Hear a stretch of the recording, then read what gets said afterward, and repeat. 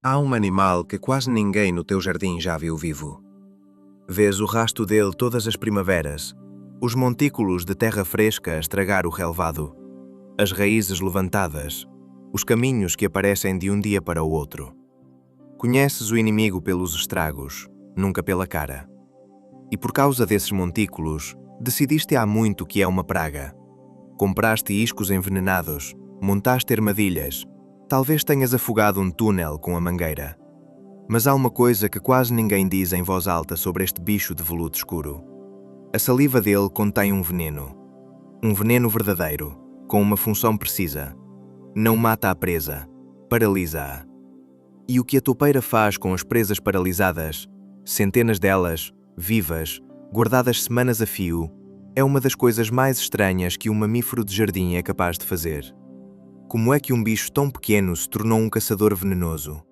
Por que é que guarda comida viva em vez de a matar? E por que é que tu, que o amaldiçoas há anos, nunca o viste? Vamos ver isto do princípio ao fim. E fica até ao final, porque a parte mais difícil de acreditar vem mesmo perto do fim. Começa por uma correção que muda tudo o resto.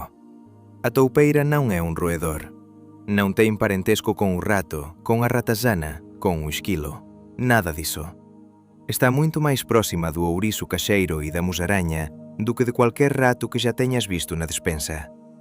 Pertence ao grupo dos insectívoros, os comedores de carne pequena, e isso explica quase tudo o que vem a seguir. Aquilo que imaginas quando pensas praga de jardim, um bicho a roer as tuas raízes, a comer os teus bulbos, a mastigar as tuas cenouras, está errado do princípio ao fim. A toupeira é um predador. Não toca numa única raiz para se alimentar. O que ela persegue, no escuro, debaixo dos teus pés, é carne que se contorce. No teu jardim vive provavelmente a toupeira ibérica, o bicho que habita quase toda a península, do norte de Portugal para dentro. Tem entre 11 e 16 centímetros de comprimento.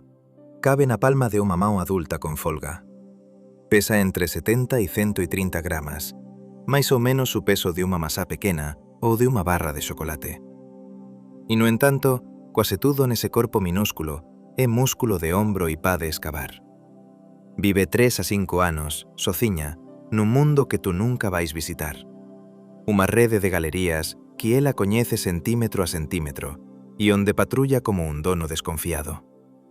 Un intruso que apareza no túnel errado é recibido con unha violencia que pode acabar en morte. A toupeira é solitaria até a oso, e é esa solidão, precisamente, que torna a despensa dela aínda máis perturbadora, mas ya la vamos. Repara nunha coisa antes de avanzarmos. Tu coñeces decenas de animais do teu jardín de vista. O pardal, o melro, o gato do viciño, a miñoca que sai á xuva. A toupeira é a exceção. É o viciño máis próximo que nunca viste a cara. E mesmo asín, achas que a coñeces ben o suficiente para a condenares. Guarda esa idea de coñecer alguén apenas pelos estragos, porque ela vai voltar no final. Agora desde connosco para o único sitio onde ela faz sentido, o túnel. Aquí embaixo non há luz, non há espazo para virar, e há unha presión que quase nenhum outro mamífero da túa terra suporta. Para a toupeira, o túnel non é unha casa. É unha armadilla xigante que traballa por ela 24 horas por día. As galerías máis fundas, aquelas que ela mantén abertas con cuidado, funcionan como unha rede de pozos de captura. As miñocas do solo, ao movérense, caen para dentro desas galerías, e a toupeira, en vez de andar á procura, faz rondas. Percorre o seu circuito, recolle o que caíu e volta a comezar.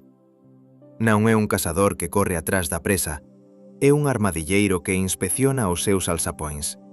E precisa de o facer quase sen parar, porque vive á beira da fome constante. Uma toupeira come cerca de metade do seu próprio peso em comida por dia. Traduz isso para a tua escala. Seria como um adulto de 70 quilos sentar-se à mesa e comer 35 quilos de comida, todos os dias, sem falhar um. Se ficar sem se alimentar mais do que umas poucas horas, morre. Não é exagero de folheto, é fisiologia. O motor dela gira tão depressa, o esforço de escavar é tão brutal, que uma tarde parada pode ser uma sentença. Enquanto tu dormes 8 horas seguidas sem pensar nisso, a toupeira debaixo do teu relvado não tem esse luxo. Divide o dia e a noite em turnos curtos de trabalho e descanso, e volta sempre ao mesmo dever: comer ou morrer. Há ainda um pormenor do túnel que quase ninguém pensa e que torna o esforço todo mais impressionante. O ar lá embaixo não é o ar que respiras. Dentro de uma galeria fechada, o oxigênio é pouco e o dióxido de carbono acumula-se até níveis que deixariam um humano tonto e depois inconsciente. Um animal do teu tamanho a trabalhar naquele ar sufocava. A toupeira e os outros bichos que passam a vida a escavar resolveram o problema no próprio sangue. A hemoglobina delas, a molécula que transporta o oxigênio, foi alterada para funcionar com muito menos do que a nossa precisa e para se livrar do excesso de dióxido de carbono com uma eficiência que o nosso corpo não tem. É como se o sangue da toupeira fosse, ao mesmo tempo, o depósito e o sistema de ventilação. Ela respira num ar que te mataria e nem sequer abranda o ritmo de trabalho. Como é que ela encontra as presas no escuro absoluto, sem luz nenhuma? Não é pela visão, como vais perceber daqui a pouco. É pelo tato e pela vibração. Uma minhoca a mexer-se contra a parede de terra manda um sinal minúsculo, e o focinho da toupeira lê esse sinal como tu lês uma palavra numa página. Aqui está uma pergunta para deixares nos comentários antes de continuarmos. Qual é o sentido que achas que a toupeira usa para ver o mundo dela? Escreve a tua versão. A resposta é mais estranha do que a maioria das pessoas imagina, e chego lá. Há um único momento no ano em que talvez, com muita sorte, vejas uma toupeira à superfície. E é um momento de fraqueza. Na primavera, entre março e abril, o solitário perfeito quebra por uns dias a sua regra de vida e procura outra toupeira. O acasalamento é rápido, quase um armistício breve numa vida de guerra territorial. Passadas 4 a 5 semanas de gestação, nascem entre 2 e 7 crias, cegas e sem pelo, num ninho forrado de folhas fundo debaixo da terra. A mãe amamenta-as durante mais 4 a 5 semanas e depois acontece a coisa mais perigosa que uma toupeira faz na vida: sair. Os jovens têm de deixar o túnel da mãe e atravessar o mundo aberto para encontrar terreno próprio.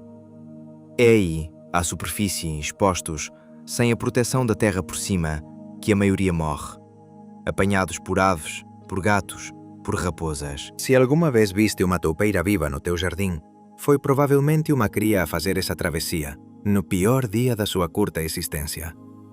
O bicho que nunca vês é, quase sempre, um bicho que só se deixa ver quando está a perder.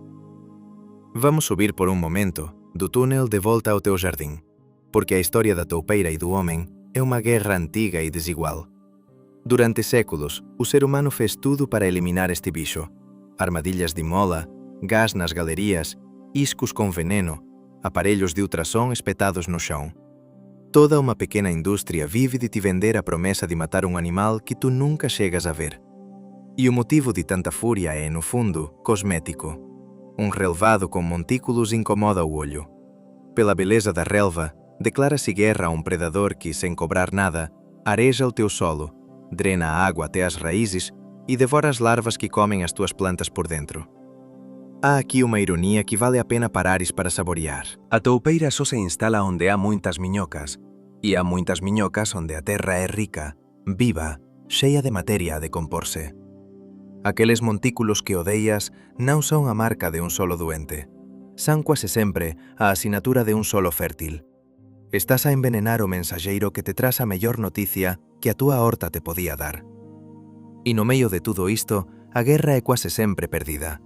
Grande parte dos venenos, dos aparellos de ultrasón e das enxeñocas que se venden ten unha eficacia dubidosa contra un animal que pasa a vida onde tú non chegas. Matas uma, e semanas depois, outra ocupa a rede de túneis já pronta, herdada como unha casa mobilada. O territorio fica, o inquilino trócase. Gastas diñeiro e raiva contra unha sombra que nunca aparece e que na maior parte dos casos te estaba a facer un favor. Mas houve un tempo en que o homem non quería matar a toupeira pelo relvado, quería a pela pele. E aquí a historia fica quase absurda. No inicio do século XX, só na cidade de Londres, vendíase máis de 1 millón de peles de toupeira por ano. Cerca de 12 millóns atravesaban o océano para os Estados Unidos. 1 millón de peles de un bicho que pesa como unha masá pequena. Imagina a fila deses corpos minúsculos, un a seguir ao outro, a formar unha fita de decenas de kilómetros. Por que tanto? Porque o pelo da toupeira ten unha cualidade que neñuma outra pele partilla, e esa cualidade é a mesma coisa que a mantén viva debaixo da terra. Guarda ese fío, porque ele liga a moda de a 100 anos a anatomía máis extraña deste animal. Até o nome do tecido ficou. Aquele algodán denso e masío a que se chama pele de toupeira naseu de imitar o toque desta pelaxen. Chegamos ao corpo, e é aquí que a toupeira deixa de ser unha praga e pasa a ser unha máquina afinada por millóns de anos para unha única vida. Comeza pelo pelo, o mesmo que os cazadores cobisaban. O pelo da toupeira non ten dirección. Pensa no que isto significa. Todo o pelo que xa tocaste, o do gato, o do cão, o teu propio cabelo, crece para un lado.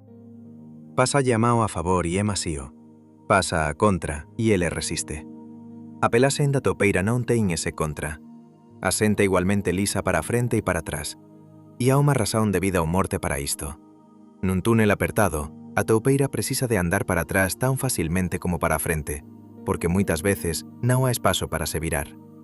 Un pelo con dirección prendelaía contra as paredes cada vez que recuase. Sen dirección, ela desliza nos dois sentidos, como se a terra fose agua. E as partículas de solo non se agarran a cada fío. Sai limpa de un mundo feito de lama. Depois aos ombros, e son eles que facen quase todo o peso deste bicho. O oso do brazo da toupeira, o húmero, non se parece con o de máis neñún mamífero á túa volta. É axatado e largo como unha placa. A largura dele chega a 2/3 do comprimento. Imagina un oso con as proporcións de unha moeda e non de un lápis. Curto, denso, encaixado nun sistema de músculos que transmite unha forza de torsión enorme ás patas dianteiras. E esas patas están viradas para fora, con as palmas de fora, a funcionar como dúas pás de escavadora que atiran a terra para os lados. A toupeira non anda pela terra á frente. Ela nada nela, afastando o solo para os flancos a cada brasada. Pela proporción do corpo, os músculos do ombro dela están entre os máis poderosos de cualquier mamífero. E os ollos? Aquí morre un dos ditados máis antigos que ten sobre este bicho. Dices, cego como unha toupeira. Mas ela non é cega. O ollo existe, só que ten cerca de 1 milímetro de diámetro, máis pequeno do que o ponto final desta frase, escondido debaixo do pelo. Lá dentro aínda há retina, aínda há pigmentos de visão, cerca de 2.000 células a transportar o sinal, un nervo óptico con uns 3.000 fíos. Non chega para ver un rosto nen unha cor. Chega para distinguir claro de escuro en movimento, e é exactamente iso que ela precisa de saber. Cuando a luz entra de repente nunha galería, iso quer dizer unha só coisa. A toca foi aberta, há unha brexa, é preciso reparar xa. O ollo da toupeira non serve para admirar o mundo, serve para detectar a única emerxencia que conta lá embaixo. Tamén non tens de procurar orellas na toupeira, porque por fora non há neñumas. Non há aquele pavillão de orella que espeta para os lados e que prendería a terra a cada paso. Os ouvidos están escondidos sob o pelo, afinados sobre tudo para os sons graves. O xénero de vibración baixa e surda que viaxa mellor pela terra do que pelo ar.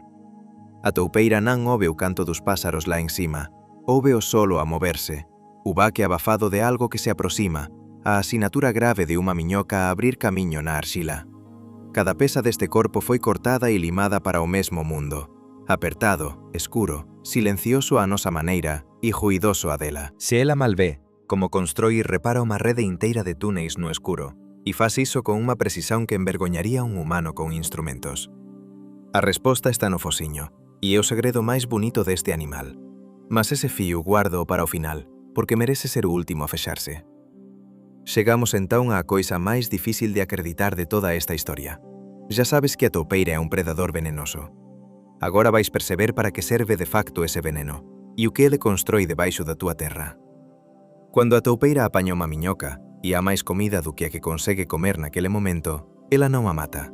Mórdea de forma precisa, na rexión da cabeza, e a saliva carregada de toxina entra na presa. A miñoca fica paralizada, non morta, paralizada. Deixa de se conseguir mexer, deixa de se conseguir enterrar e fuxir, mas continúa viva. E é asín, viva e inmóvel, que a toupeira arruma, Por que faría unha coisa asín en vez de matar e guardar? Por unha razón fría e perfeita. Unha miñoca morta apodrece en poucas horas. Unha miñoca viva e paralizada manténse fresca durante semanas. A toupeira, que vive sempre a horas da fome, inventou o frigorífico antes de nós. Só que o frigorífico dela é feito de presas que aínda respiran. Ela escava unha cámara especial, unha despensa, e vai enxéndoa. Uma a uma, morde, paraliza, arruma. E as miñocas fican alí, no escuro, a contorcerse devagar, sen para onde ir, á espera de seren comidas. E non son 2 ou 3. Este é o número que debías deixar asentar. Investigadores abriron unha desas despensas e contaron na dentro 470 miñocas vivas. 470. Todas paralizadas, todas aínda vivas, nun peso total de cerca de 1 kilograma. 1 kilo de comida a mexerse ao de leve, guardada nun cuarto de terra do tamaño de un puño. O suficiente para alimentar a toupeira durante quase 2 semanas. Há relatos de despensas que se aproximaban do millar de presas. O naturalista que documentou este comportamento na literatura científica descreveu-o con unha frieza que só torna a imaxe máis forte. Grandes cuantidades de miñocas mutiladas, armacenadas como comida futura dentro da fortaleza da toupeira. Pensa por un instante na aritmética desta despensa. Unha toupeira come cerca de metade do seu peso por día. Digamos, umas 50 gramas de carne mole. 1 kilo de miñocas paralizadas é, por tanto, un cofre con quase 2 semanas de vida lá dentro, nun animal que morre se fallar medio día de refeição. Non é ganancia. É un seguro contra a morte, guardado no único banco que a toupeira coñece. Un buraco na terra onde os depósitos aínda se contorcen. E há un pormenor aínda máis fino no modo como ela os guarda. Moitas das miñocas encontradas nestas cámaras tiñan os primeiros anéis do corpo danificados pela mordida. O suficiente para as impedir de fuxir a cavar e non o suficiente para as matar. A toupeira non estraga a presa toda. Estrada exactamente a parte que serve para escapar e deixa o resto intacto e fresco. É unha precisán de cirurxián ao servizo de unha fome sen fundo. Déixame dicerte por que é que este comportamento me ficou preso na cabeza durante días. Estamos habituados a que a natureza mate depresa, o falcán que fexa as garras, o lobo que corta a garganta, o fin rápido. A despensa da toupeira é o contrario diso. É a suspensión do fin. Centenas de criaturas presas entre estar vivo e ser comida, semana após semana, nun escuro absoluto. Non há odio nisto, non há prazer. Há apenas un pequeno mamífero de veludo a resolver a súa maneira o problema máis antigo de todos, como non ter fome a mañá. E resolveu de unha forma que neñún de nós, ao pisar o relvado por cima, algunha vez imaginaría estar a acontecer a poucos centímetros das solas dos nosos zapatos. Confeso que cando li isto pela primeira vez, tive de reler a frase. Non pelo número, pelo detalle de que estaban vivas. Estamos habituados a que os animais que facen reservas guarden sementes, noces, coisas mortas e secas. O esquilo esconde a bolota. A toupeira esconde a fome dos outros, aínda a arder. Cada unha daquelas 470 miñocas foi casada, mordida no ponto certo, carregada pelo túnel e arrumada con un cuidado que non é crueldade nen cálculo de vilán. É apenas a solución que a evolución encontrou para un viso que non pode darse ao luso de un día sen carne. É esa verdade sobre o inimigo do teu relvado. Debaixo dos montículos que amaldizoas todas as primaveras, há un pequeno predador de veludo que guarda, viva e paralizada, unha despensa de centenas de prisioneiros. Depois de unha imaxe tan pesada, vale a pena subir un pouco e ollar para a toupeira como enseñeira, porque aí ela quase dá vontade de sorrir. Aquela rede de galerías que tanto te irrita non é un amontoado de buracos ao acaso. É unha obra de enseñaría con níveis, con corredores de pasaxen e cámaras de función. Há túneis de superficie, aqueles que levantan a terra e estragan o relvado, usados para cazar perto do ar quente da primavera. E há galerías profundas, verdadeiras autoestradas por baixo, que a toupeira mantén abertas durante anos e onde monta os seus pozos de captura. Escavar todo isto custa. Nunha única noite de traballo, unha toupeira pode abrir varios metros de túnel novo, como se tú, sociño e as escuras, abrises a man un corredor do comprimento de unha sala nunha só madrugada e voltases a facelo na noite seguinte. E aqueles montículos que contas con raiva ao domingo de mañá son simplesmente o entullo da obra. A toupeira non os faz para te provocar. Escava, e a terra ten de ir para algún lado. Entón empurra para cima, para fora do camiño, e fórmase o cone. Cada montículo é, na verdade, un sinal de que houve construción alí por baixo. Estás a ler o diario de traballo de un operario que nunca ves, escrito en pequenas pillas de terra fresca sobre a relva. E este operario nunca tira ferias. A toupeira non hiberna. En cuanto o ourizo caxeiro se enrola e adormece o inverno inteiro, e tantos outros bichos abrandon até quase parar, a toupeira traballa o ano todo, día e noite, verán e geada. Non ten escolla. Con un motor que a obriga a comer metade do peso por día, dormir un mes sería morrer. No inverno, cando a superficie xela e as miñocas desen para o fundo á procura de calor, a toupeira dese atrás delas, escavando máis fundo, seguindo a comida para baixo, como que impersegue unha maré que recúa. Un único animal pode levantar, ao longo de un ano, decenas e decenas de montículos, non por vandalismo, mas porque a obra nunca fexa. Aquilo a que chamas invasión é apenas traballo que non descansa. Vale a pena parar nun pormenor do movimento, porque é contraintuitivo. A toupeira non empurra a terra para a frente como un berbequín. Ela roda o corpo de lado e usa unha pata de cada vez, como un nadador a facer bracadas, atirando o solo para atrás e para os flancos. Avanza na terra máis parecida con quen nada do que con quen camiña, e cando precisa de recuar pelo túnel xa feito, faz marcha atrás sen se virar, deslizando grazas a que la pelasen sen dirección. Imagina conseguires nadar a través de unha parede de terra compacta nun espazo tan apertado que cuando podes virar a cabeza, e facelo horas a fío, todos os días da túa vida. E ese é o cotidiano banal deste bicho. E o resultado acumulado é maior do que a escala do animal deixa adiviñar. Un único sistema de galerías pode estenderse por moitas decenas de metros de corredores, mantidos e reparados ao longo de anos. Somando tudo o que unha toupeira escava nunha vida, ela desloca un peso de terra que ultrapasa en centenas de veces o seu propio corpo, como se un bicho de 100 gramas movese pa a pa o equivalente a montañas de terra na escala dele. Toda esa enxeñería é feitas escuras, sen plano deseñado, sen unha segunda toupeira para axudar, guiada apenas pela memoria do territorio e pelo tato. Voltarei a ese tato no fin, porque é a pesa que fexa todo. E eses primos de fociño en estrela guardan aínda outro recorde que vale a pena coñecer, porque ilumina a familia toda. Son os comedores máis rápidos entre todos os mamíferos coñecidos. Do momento en que a estrela toca unha presa até a decisión de a engolir, pásanse cerca de 2 décimas de segundo, máis depresa do que tú consegues piscar os ollos de propósito. O cerebro deles procesa o toque a unha velocidade que obriga os cientistas a filmar en cámara lenta só para ver acontecer. A nosa toupeira de xardín non bate ese recorde, mas partilla a mesma aposta evolutiva. Nun mundo sen luz, quen toca máis depresa e mellor, vence. Se achas extraño, olla para os primos da nosa toupeira do outro lado do océano, porque a familia dela guarda un dos rostos máis bizarros de todo o reino animal. Nunha especie da América do Norte, o fociño termina en 22 tentáculos cor de rosa, dispostos en estrela, sempre a mexer. Esa estrela carrega perto de 25.000 minúsculos órgãos de tato, cerca de 6 veces máis receptores do que existen na túa mão inteira. Non é para xeirar nen para agarrar, é para tocar o mundo a unha velocidade que os nosos ollos mal acompañan. A nosa toupeira de xardín non ten esa estrela, mas partilla o principio. Nesta familia, a verdade do mundo entra pelo fociño. Guarda esa idea, o fociño como órgão de visão, porque é a xave da pregunta que te deixei no inicio.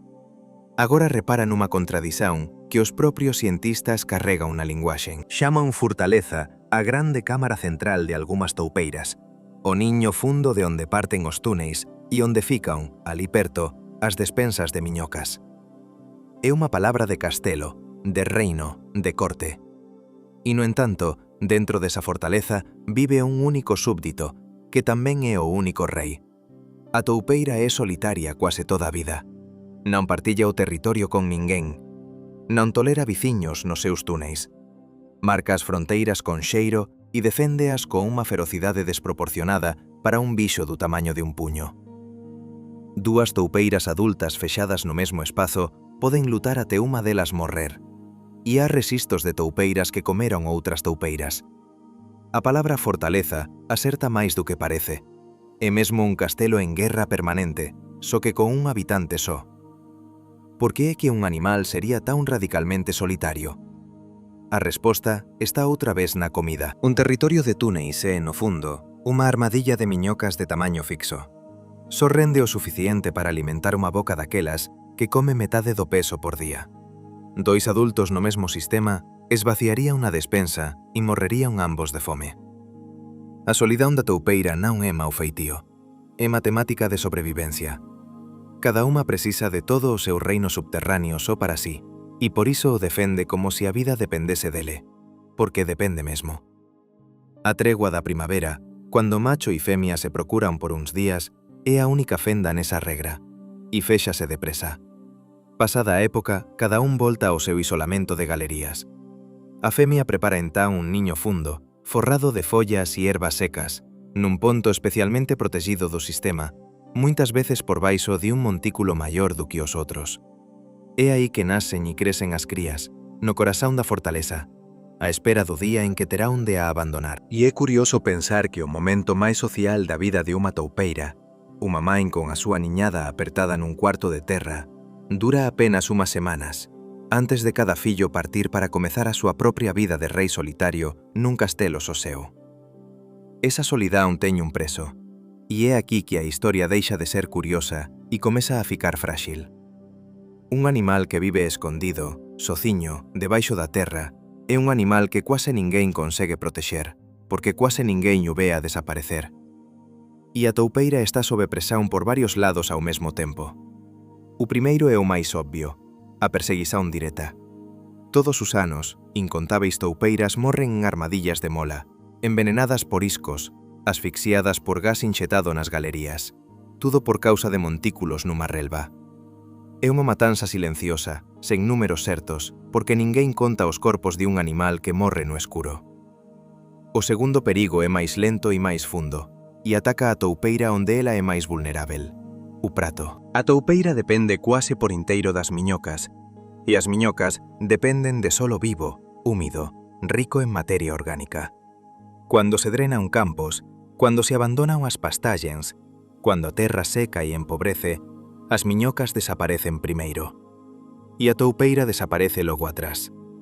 No limite da distribuición da toupeira ibérica, en zonas de España, os investigadores xa documentaron exactamente esta queda. Menos gado a fertilizar o solo, menos miñocas, menos toupeiras.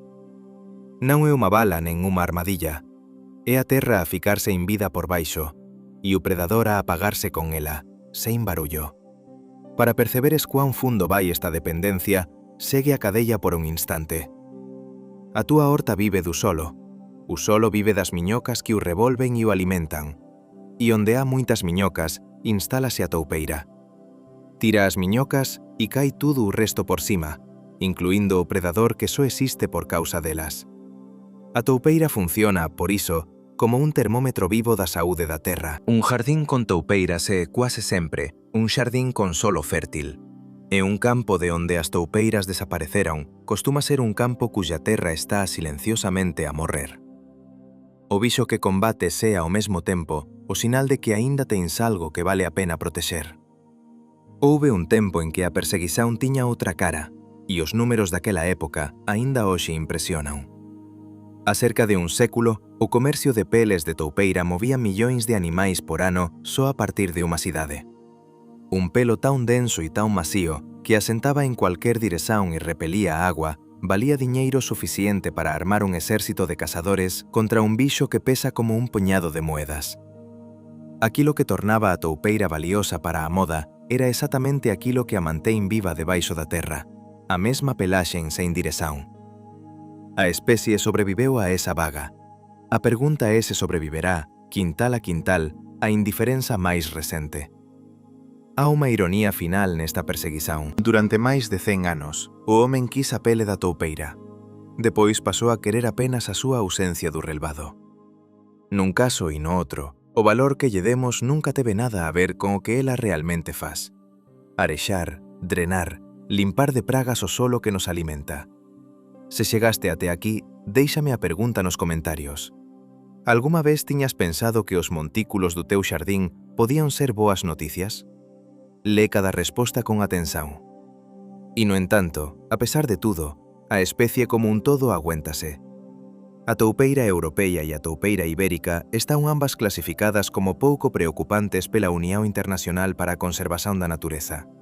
Non é unha especie á beira do abismo. Mas esa etiqueta tranquilizadora esconde un detalle importante. Un animal pode manterse común no mapa xeral e, ao mesmo tempo, irse apagando quintal a quintal, campo a campo, sempre que a terra local morre ou o veneno vence. A saúde de unha especie non se mede só no total, médese tamén nos millares de pequenos silencios locais que ninguén rexista.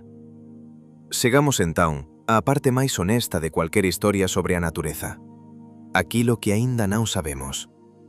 E no caso da toupeira, a lista é maior do que a de quase cualquier outro mamífero do teu xardín. Precisamente porque quase nunca a vemos. Comeza pelo veneno. Sabemos que a saliva paralisa as miñocas. Coñecemos mal a química exata que o faz, o modo como a toxina ase no sistema nervoso da presa, cuánto tempo dura o efeito antes de a miñoca se escapar, voltar a mexerse. Un dos comportamentos máis notáveis de un mamífero europeo continúa estudado apenas por cima. Depois a propia despensa.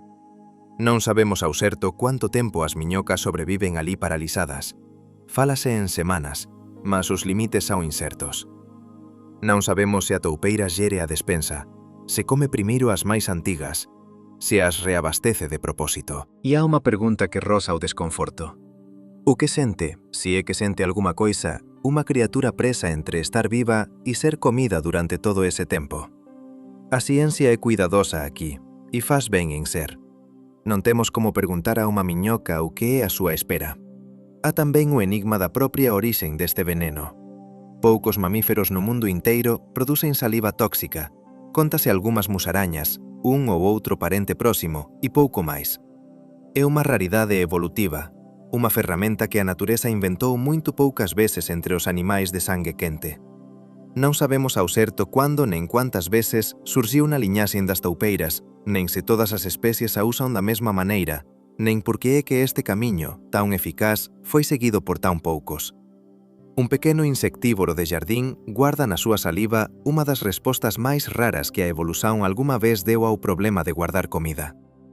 Há aínda a questão da memoria. Unha toupeira coñece o seu labirinto de galerías tan ben que se move nele a velocidade máxima no escuro total, sabendo onde há unha curva, onde fica a despensa, onde está o niño. Como guarda ese mapa na cabeza?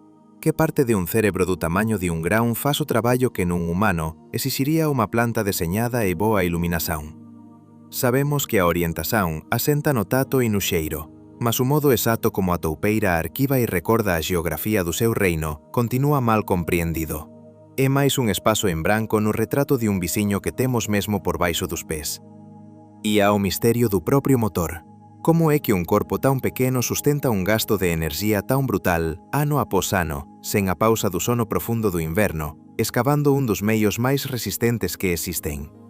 Os limites da fisioloxía da toupeira, cuánto oxixenio extrai daquele ar pobre, como equilibra o calor nun corpo minúsculo rodeado de terra fría e húmida, continúan por medir con rigor. Estudamos con moito máis detalle animais que viven longe e alto do que este que vive debaixo dos nosos canteiros. Até contar as toupeiras é un problema por resolver. Como se faz o censo de un animal que pasa a vida debaixo da terra, sociño, e que só asoma á superficie nos piores días? Os números que temos son estimativas construídas a partir de rastos, de montículos, de capturas, sombras de sombras. É posíbel que a toupeira debaixo dos teus pés pertenza a unha populación que sobe ou desce sen que ninguén, en lado niñún, dé por iso.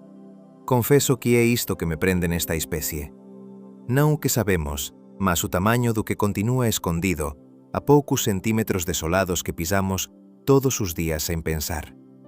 Volta agora unha última vez a aquele relvado do inicio, aos montículos de terra fresca que aparecen de un día para o outro e que durante anos foram para ti apenas um estrago a corrigir. Já não olhas para eles da mesma maneira. Por baixo daquela pequena pilha de terra vive um predador de veludo escuro, com veneno na saliva. Uma despensa de centenas de presas vivas, ombros de escavadora, un sangue capaz de respirar un ar que te mataría, e un fociño que lee o mundo mellor do que os teus ollos. O inimigo que nunca viste era o tempo todo unha das criaturas máis extraordinarias do teu jardín. E tal vez sexa esa a lición que fica para lá da toupeira. Pasamos a vida a julgar o que non vemos pelos estragos que deixa, e quase nunca pela verdade do que é. Condenamos este bicho pelos montículos, sen imaginar siquer o mundo de precisão e sobrevivencia que produz cada un deles. Sobe cada palmo de terra que pisas, há unha vida que non pediste para coñecer, a resolver problemas antigos de maneiras que nen soñábamos. O jardín máis interesante que tens non é o que florece a luz, é o que traballa calado no escuro por baixo. Por iso, se há unha coisa a facer con tudo isto, tal vez sexa a máis simples de todas. Da próxima vez que vires un montículo, hesita antes de pegar no veneno. Non porque a toupeira sexa fofa, ela é un cazador venenoso e non precisa da túa pena. Mas porque na maior parte dos casos, ela está do teu lado, a limpar o solo e a matar as pragas que comen as túas plantas, e a cobrar por iso apenas un pouco de terra levantada. Coexistir saite máis barato do que a guerra que nunca gañas. Se este vídeo te fez ollar de outra maneira para o xaun que pisas, deixa un gosto e subscribe. Ajuda moito a que máis xente descubra estas historias. E se quiseres apoiar o canal, tens os dados na descrición. Fico grato a cada un que o faz. Fica só a resposta a aquela pregunta do inicio. Como é que un animal de ollos menores do que a cabeza de un alfinete constrói e repara unha rede inteira de túneis no escuro absoluto con unha precisão que envergoñaría un humano de instrumentos na mão? A resposta está no fociño. A ponta do nariz da toupeira está coberta de millares de órgãos de Eimer, sensores de tato tão finos que estão entre os mais sensíveis de todos os mamíferos. Ela não vê o seu mundo. Toca-o, ponto a ponto, vibração a vibração, e desenha-o inteiro no escuro apenas com aquilo que sente na pele do nariz. O bicho que chamavas cego era, afinal, quem via a terra com mais clareza do que qualquer um de nós.